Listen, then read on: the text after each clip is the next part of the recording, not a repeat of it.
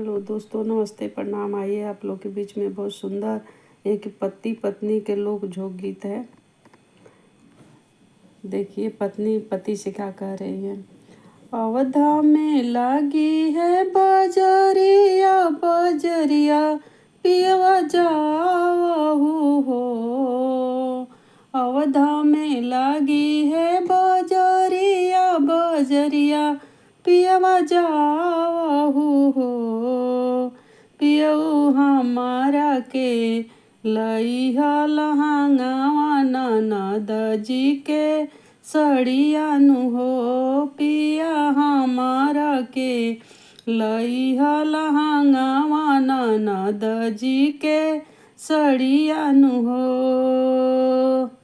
इतना बचन सुने पियावा तो हड़पी तड़पी बोले हो।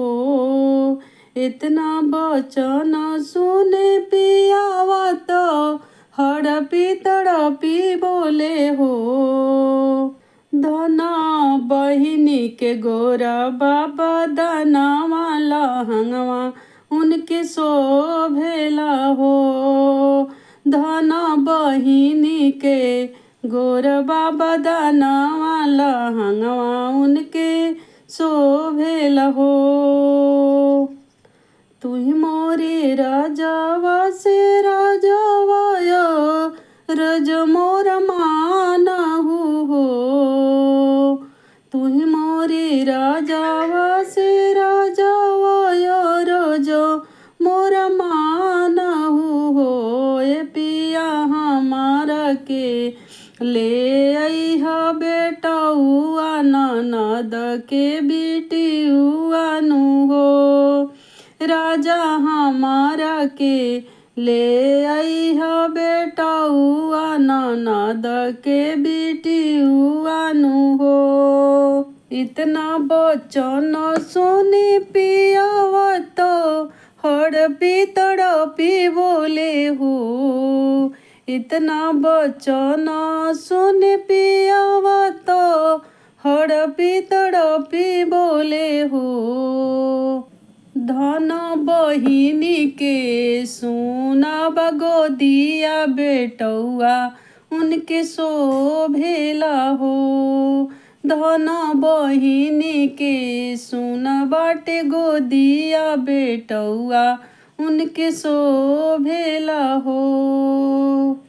तुही मोरी पियावा से पियावा यार जो मोर सोनहु हो।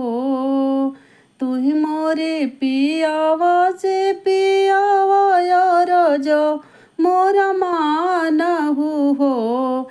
ए पिया हमारा के लइहा मिठाइया ननद के रेवड़ियानु हो।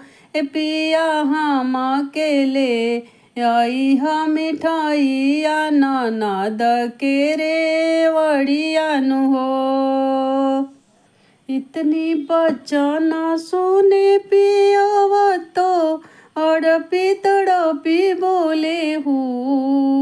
इतनी बचन सुने पियावा तो हड़पी तड़पी बोले हो।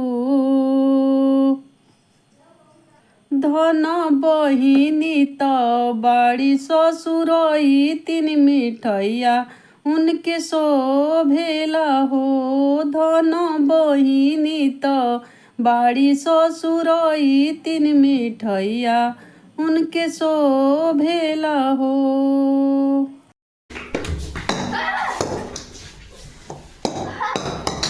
पकड़ो पकड़ो पकड़ो पकड़ो पकड़ो पकड़ो पकड़ो पकड़ो पकड़ो पकड़ो पकड़ो पकड़ो पकड़ो पकड़ो पकड़ो पकड़ो पकड़ो।